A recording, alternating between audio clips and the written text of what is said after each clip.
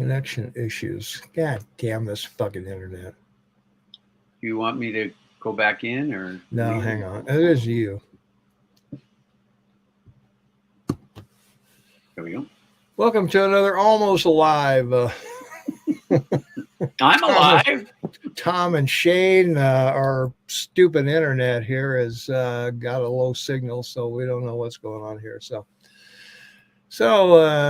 I don't know. My F word probably went out over the over the air during the promo. You dropped an F bomb, did you? Yeah, well, we're going to be talking about bombs, so yeah, I dropped an F bomb. So I don't know. Well, there's nobody here yet, so all right. So we'll find out. So anyway, hey, we're happy to be here with you today. We're going to talk about war. Let's go to war with Russia, Shane. Why not? What's the big deal? I mean, we've been at war most of my life. In fact, I can't remember too many years we haven't been at war during my. Carol heard you, by the way. Huh? Oh. Carol heard your F bomb. Oh, did she? Yeah. Oh my gosh! Oh, Carol, sorry. This internet sometimes gets me really frustrated here because we have the internet guys come in and everything, but I'm not going to dwell on that because we got stuff to talk about. You bet. So anyway, I heard something really interesting this morning, Shay, that they don't think anything is going to happen with Ukraine and the war until at least the second or third week in February.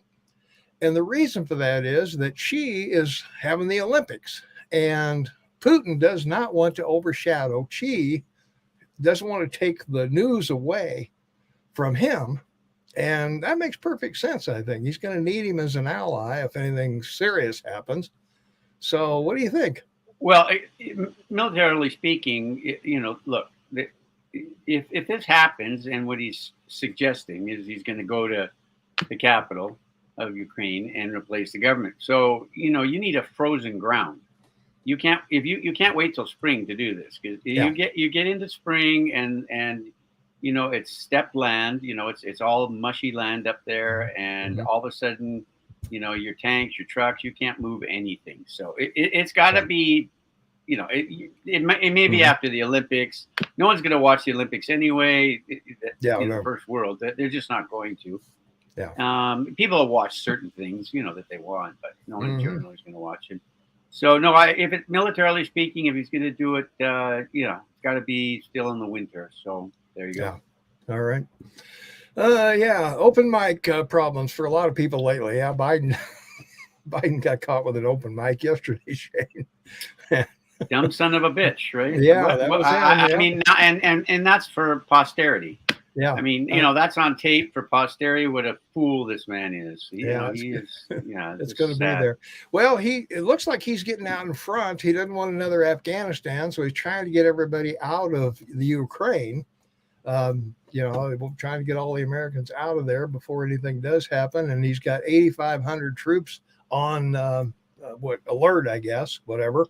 Oh, no, there's Tom, we've talked about it. There's at least a division, 20,000, mercenary covert operators, from the CIA to the Department of Defense. They're already over there. And they're sending over the Javelin missiles. And,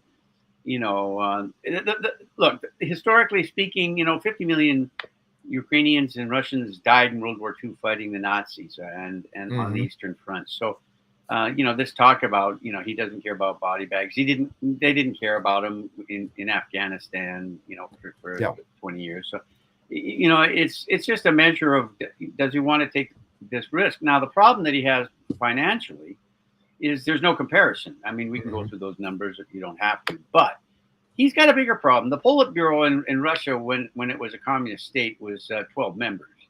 And he's got 112 oligarchs to answer to. Okay, so Putin, he's there at their beckoning. He is, and he makes a mess of their money and their wealth. I don't know who shoots him first and dies, but he could find himself, not sleeping well at nights because these guys aren't going to give up everything that they've acquired in the last 30 years because of Putin. Well, that certainly could be. you know that. But I guess the crux of this is the Ukraine soldiers are not Afghanistan. They're not going to throw down their weapons when Russia comes across the border. I don't Oh, of think. course not. No, No, they're not going to do that. But it appears that I don't know whether Putin just wants Russia to be a colony of Russia, or it seems like he's going to go in and the people are going to say, well, okay, we can live with Russia if we have to. And I think that's his plan, is that he's going to wear them down until he can install the government that he wants in there. And, pipelines go through, raw materials are mined or whatever.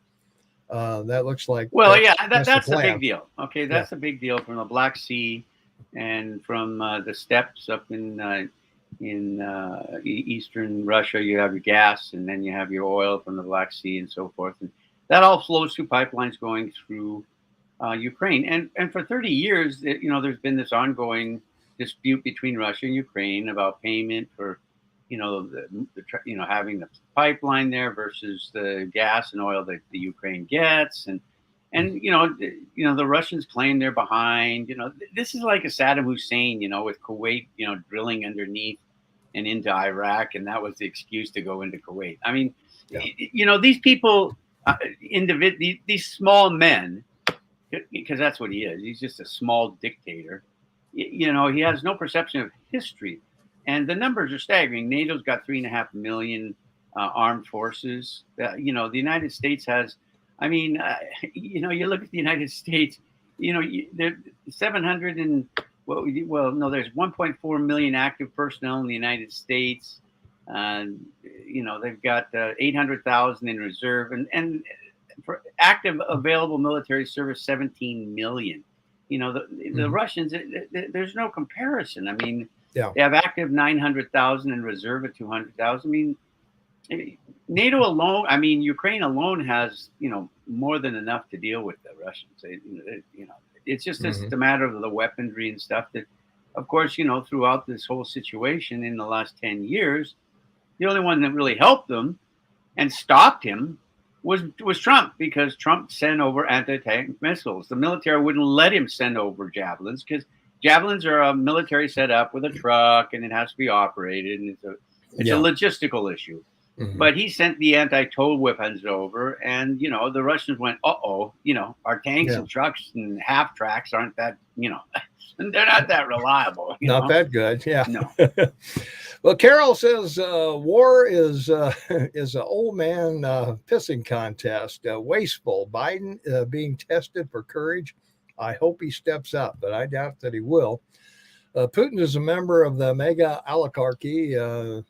Nice shots. Yeah, that's what. Well, like I said, there's 112 billionaires. They claim Putin's one of the wealthiest people. They claim he's worth more than Bezos. At 170 billion. They claim he's over 200 billion. And it's like China. Xi's got the same problem. He's got all these.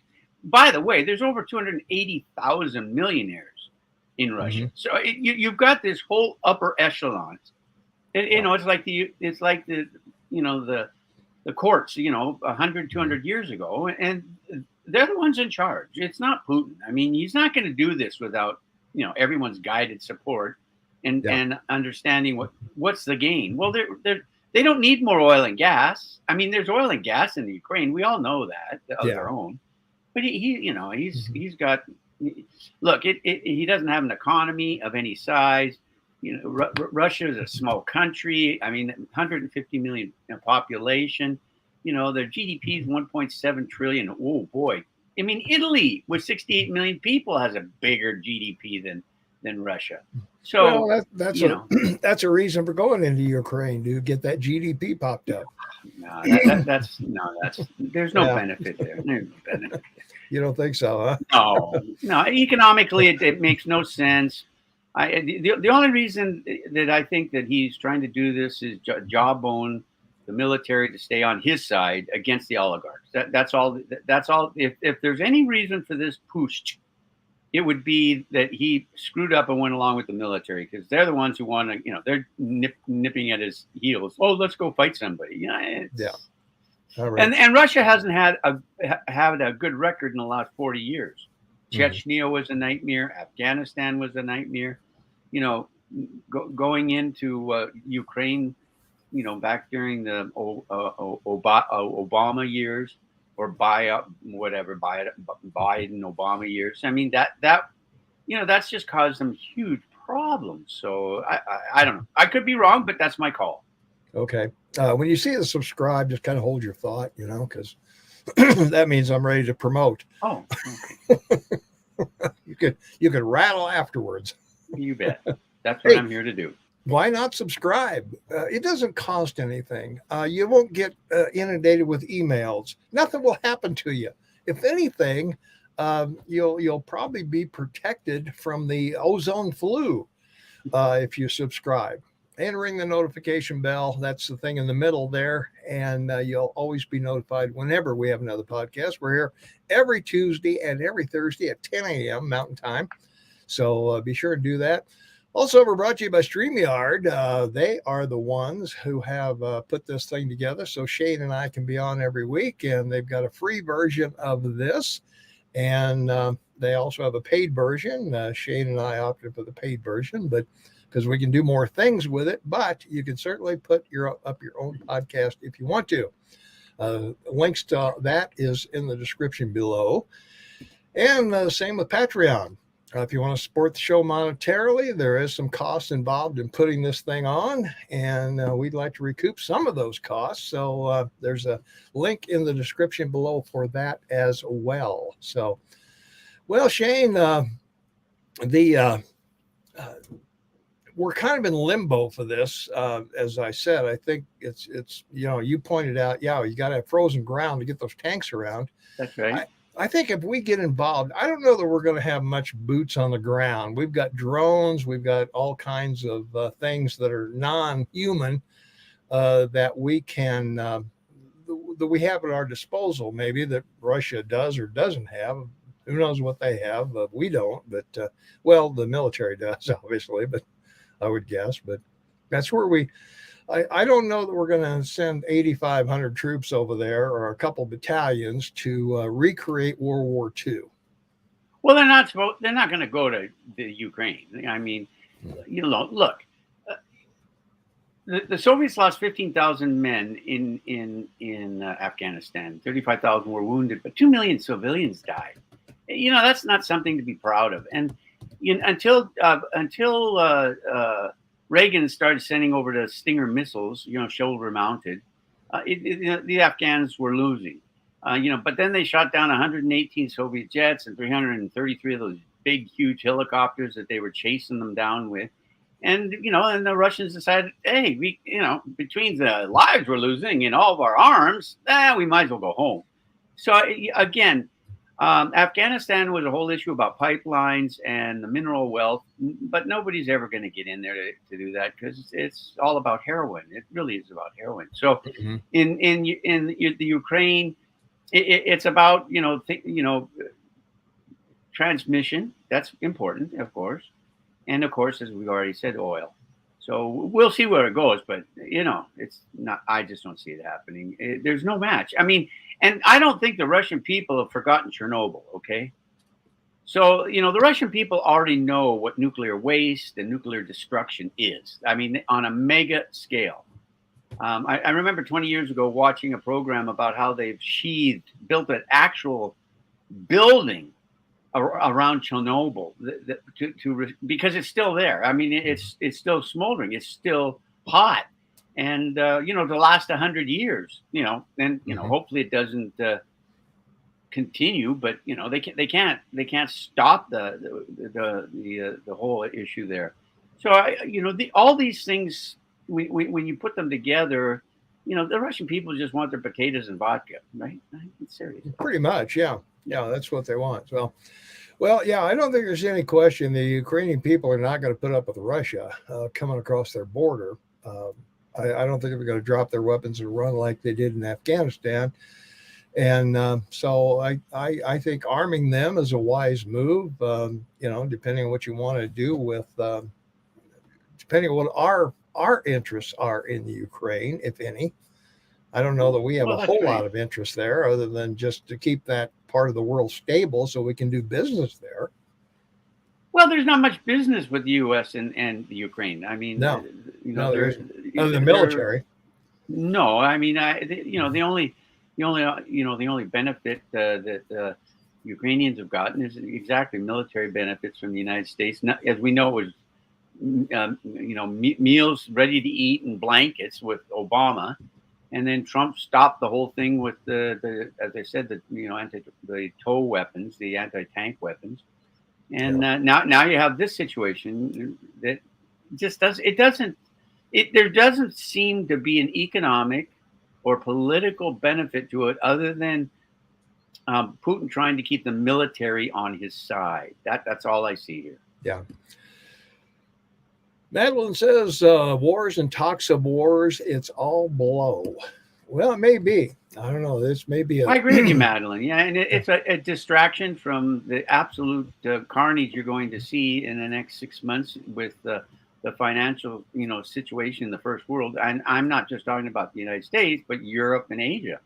I mean, this is all coming to. We have this incredible cross section of, as I say, a wrecking ball of bubbles. I mean, it's the debt bubble with bonds with countries, it's currency, it's commodities, and it's real estate and equities. So this is another issue that you wonder these oligarchs are really important because there's nothing in Russia. They have nothing of an exchange because they own everything. I mean, and they burned everybody that went there and tried to invest. People lost over $20 billion investing in Russia in the last 40 years because the oligarchs stole it all from them. So they're not nice people. There's no question there. No. Yeah. Putin is the worldwide Al Capone, I would say, if you want to make a comparison somewhere along the line there. I don't know that anybody can do. No, it's a good call because all the commissars, 50 years ago became capitalists. But then they thought, oh, we might as well become robber barons. That's it's like the 18th century. Everything. Well, even even when Putin had the Olympics there, he took all the kickbacks from the construction and everything like that. I mean, this guy is a low life of the the highest order of that. And then they have they call them dakas, villas, chateaus. The Russian name for it is dakas. And they're all over the Black Sea, which is a beautiful place, and of course, all like you said, because of all the construction that was going on for the Olympics. Well, I want to go build another 100,000 square foot dock. Why not? Yeah, I want a suntan. Yeah, might as well have the guys do that for me. So that's right. So, well, we're kind of in a wait and see, Shane, right now till somebody makes the first move. If anybody does, it may be all show.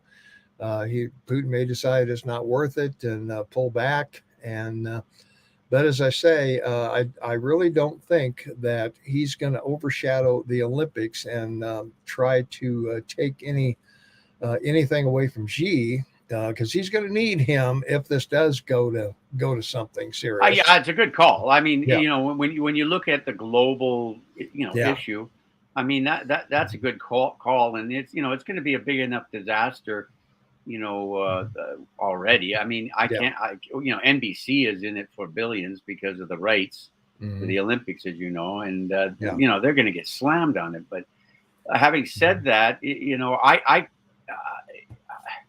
I guess the difficulty really becomes, why is Biden having everyone leave the Ukraine and letting his Olympic champions go to China? Yeah, I know. That doesn't make much. Well, he doesn't want to repeat of Afghanistan, that's for sure. He's going to get the Americans out. They're not going to be trapped there by the Ukraine. But I mean, why would you want to put at risk, your best athletes in China? They can trump up any kind of reason to keep somebody there. Yeah, yeah, I have a real issue with that. I don't plan on contributing anything to NBC or the sponsors of the Olympics as much as that Yeah. is not. But yeah, you can't go to China and okay their civil rights abuses, Oh, COVID. I mean the list is endless for it is. It what truly we've got is. to do for these countries here, and I fault the Olympic Committee for even considering China as a possibility with their civil rights, uh, you know, abuses. It's just been horrible the way they've treated not only their own citizens, but you got the Uyghurs and everybody else in there. It's like a huge concentration camp unless you're really rich, and then you're Well, yeah, okay. it's sort of funny because Biden made a big deal a couple of days ago about having a roundtable with all of his secretaries and the vice president. And I'll bet the first question, of course, I'll bet was who wants to go to China for the opening, and no one raised their hand. Yeah. So who's going to go? Do you think that for political reasons that the vice president's going to fly to China for the opening ceremonies? Boy, I don't know. Why not? Why not have the most unliked person on earth go there and represent your country? That makes Exactly. perfect sense to me. Yeah, I can't wait to see that happening. So I don't And know. the other thing that's important too is, and I'm watching closely, is I hope everyone else is these talks going on in Switzerland with the Russians and the Americans. Mhm. So about NATO, Mhm. and this is why I think a lot of what Putin is doing, with all this show of force, is trying to get Biden to bend. But it won't work because I do think there's some smart people that Biden has around him Yeah. because he sure lost a nut somewhere. And they're treating the Russians pretty tough at these meetings, in Zurich, Switzerland. So we'll see what happens. Well, they can, you know, unfortunately, with the administration we have now, we talk the talk, but we nowhere near walk the walk. Um, Well, there's one other thing I think is really important to mention for everyone listening. Look, one of the things that Putin did in the last 15 years is he upgraded their nuclear uh, forces. And the military, told Trump about this, and he said, "Well, we got to clean up ours." Oh no, it's not really. Yes, we do. And he forced them. That was one of the things that hasn't hit the media. I mean, there's some articles, during his administration about it and everything, but he did upgrade.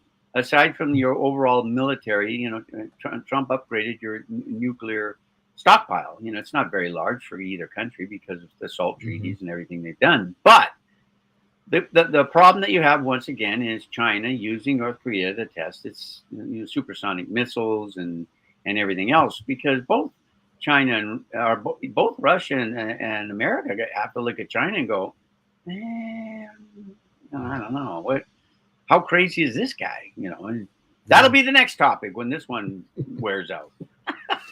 All right. Well, Bruce has a comment. Normally, I wouldn't put this up because it's too long.